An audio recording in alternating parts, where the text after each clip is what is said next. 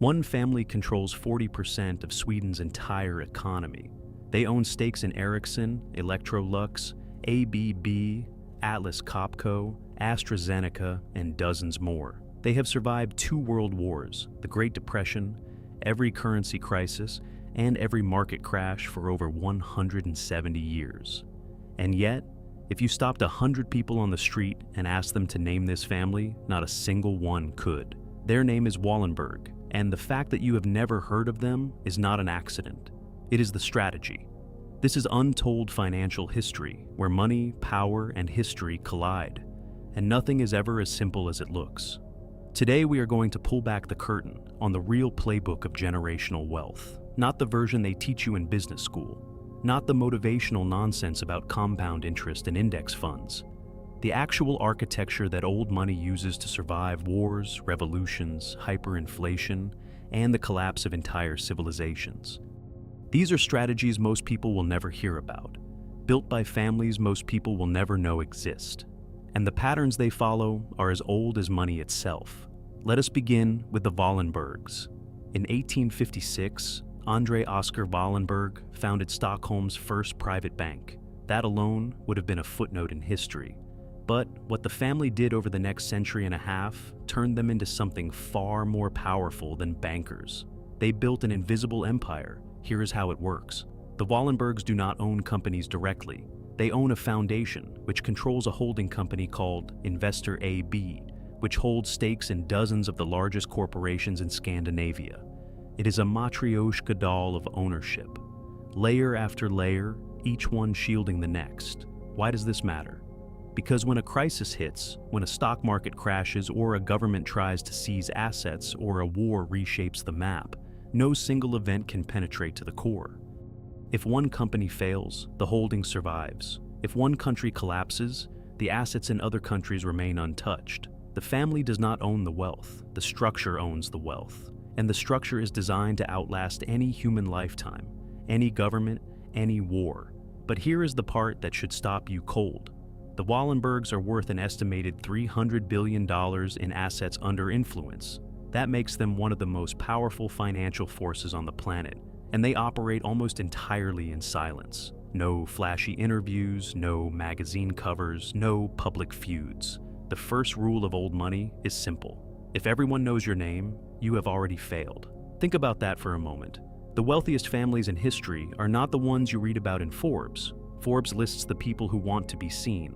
The real wealth sits behind foundations, trusts, and holding companies, invisible to anyone who does not know where to look. But the Wallenbergs were not the first to understand this principle. Centuries earlier, in the Ottoman Empire, wealthy families faced a terrifying problem. The Sultan had absolute power. He could confiscate any property, seize any business, execute any merchant, and take everything his family had built. There was no court to appeal to, no law to protect you. The state was the law. So, how did Ottoman families protect their wealth across generations? They hid it inside God. They created something called a Waqf, a religious endowment. On paper, it was a charitable foundation, a gift to the community, a mosque, a school, a hospital, a fountain. But beneath the charity was a survival machine. The Waqf owned the property. The property generated income. The income funded the charitable purpose, but also provided stipends, housing, and employment to the founder's descendants. And here is the genius. The Sultan could not touch it. Seizing a Waqf would be seizing a gift to God. It would be sacrilege. No ruler, no matter how powerful, wanted that stain on his legacy. So, generation after generation, Ottoman families funneled their wealth into Waqfs. The buildings belonged to the endowment. The income flowed to the family. And the whole structure was wrapped in religious immunity. Some of these Waqfs lasted for 500 years.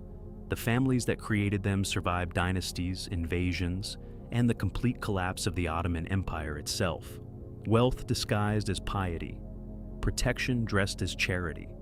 It was one of the most brilliant financial architectures ever devised, and almost no one in the Western world has ever heard of it. Now, notice the pattern. The Wallenbergs hide wealth behind corporate layers. The Ottomans hid it behind religious ones.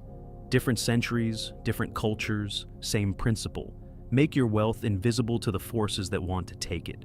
But surviving a crisis is not just about hiding. Sometimes it is about seeing the storm before anyone else does, and walking out the door while everyone else is still dancing. In 2013, Ka-shing, the richest man in Hong Kong and one of the wealthiest people in Asia, began doing something that baffled the financial world. He started selling, not small positions, not trimming the edges. He began liquidating massive real estate holdings across mainland China and Hong Kong. Billions of dollars worth of prime property sold piece by piece, year after year. The Hong Kong market was booming. Prices were at record highs. Every analyst, every banker, every investor said the same thing. He is crazy. He is leaving money on the table. The market will keep going up. Li said nothing. He just kept selling. And he took the proceeds and quietly began buying infrastructure in Europe and Canada, ports in Rotterdam, power grids in the United Kingdom, telecommunications networks in Austria and Italy. Assets that generate steady cash flow regardless of what any stock market does. Real things, essential things. Things that entire countries depend on. Then 2019 arrived. Protests erupted in Hong Kong. Beijing tightened its grip. The real estate market began to crack. By 2020, the pandemic crushed it further. Property values that had seemed untouchable fell dramatically. Investors who had called Li Ka-shing a fool were now watching their portfolios bleed. But Li was already gone. His wealth was sitting safely in European infrastructure, generating income, protected by different legal systems, denominated in different currencies, in countries far from the political storm. He did not predict the exact crisis. He did not know about the protests or the pandemic. But he understood something that most people never learn. You do not wait for the fire to start before you walk toward the exit. You leave while the music is still playing. By the time everyone else smells smoke, the door is already locked. Does this remind you of anything? It should. Because right now, at this very moment, the same pattern is unfolding, and most people have no idea. But we will get to that. First, let us talk about a family that found an entirely different way to make their wealth untouchable. Not by hiding it, not by moving it, but by refusing to play the game at all. The Boehringer family of Germany has controlled one of the largest pharmaceutical companies in the world for over 130 years. Boehringer Ingelheim generates more than $25 billion in annual revenue. It employs over 50,000 people in nearly every country on Earth. And it has never, in its entire history, gone public. Think about what that means. Every publicly traded company on the planet is a prisoner of the stock market. When panic hits, when algorithms dump shares, when hedge funds short a sector, the stock price collapses, and with it, the paper wealth of everyone who owns shares. In 2008, publicly traded pharmaceutical giants lost 30 to 50% of their market value in months. Investors were devastated, retirement accounts were gutted, but Boehringer Ingelheim, they did not lose a single share of value because there were no shares to lose. There was no stock price to crash. The market's panic was someone else's problem. The Boehringer family understood a principle that most entrepreneurs today have forgotten. Going public means surrendering control. It means answering to shareholders who care about this quarter, not the next century. It means your wealth rises and falls based on the emotions of strangers. Old money does not do this. Old money keeps the door closed. It trades liquidity for control, short-term growth for long-term survival. And when every crisis wipes out the stock portfolios of the world, private empires like Boehringer simply continue operating as if nothing happened, because for them, nothing did. Now here is the part that ties everything together. Everything we have talked about, the invisible holding structures, the untouchable endowments, the early exits, the refusal to go public, all of it is not just history, it is happening right now. And the place where it is happening would shock you. South Dakota, a state most Americans think of as nothing more than Mount Rushmore and cornfields. But here is the reality that almost nobody is talking about.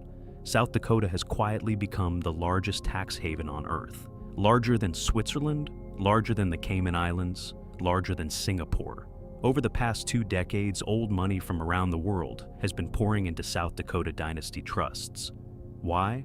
Because South Dakota allows you to create a trust that lasts forever, not for your children, not for your grandchildren, forever. No estate tax, no income tax on trust assets, near total secrecy, and legal protections so strong that creditors, lawsuits, and even divorcing spouses cannot touch the assets inside.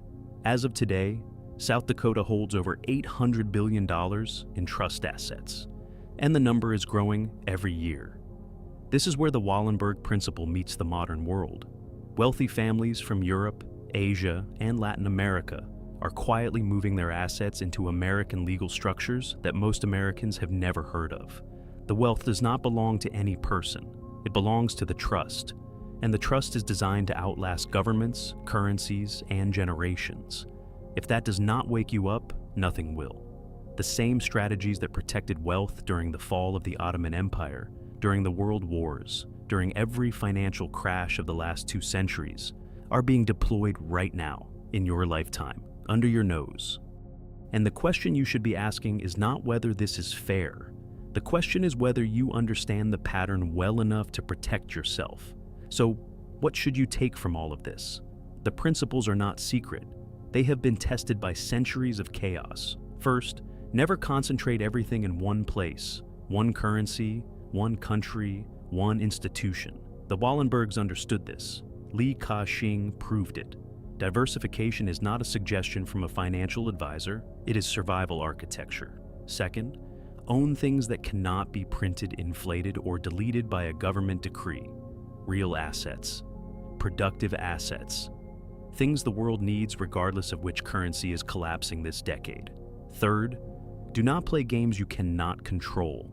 If your wealth depends entirely on a stock market that can lose half its value overnight based on the panic of strangers, you are not investing, you are gambling. And fourth, think longer than everyone around you. The average investor thinks in months. Old money thinks in centuries. You do not need to think in centuries, but if you can think in decades while everyone else thinks in days, you already have an edge that most people will never possess. The families that survive every crisis are not smarter than you. They are not luckier, they simply understand patterns that most people are never taught. And now you know them too. The question is what you will do with that knowledge. History does not repeat exactly, but if you do not understand it, it will crush you just the same as everyone else.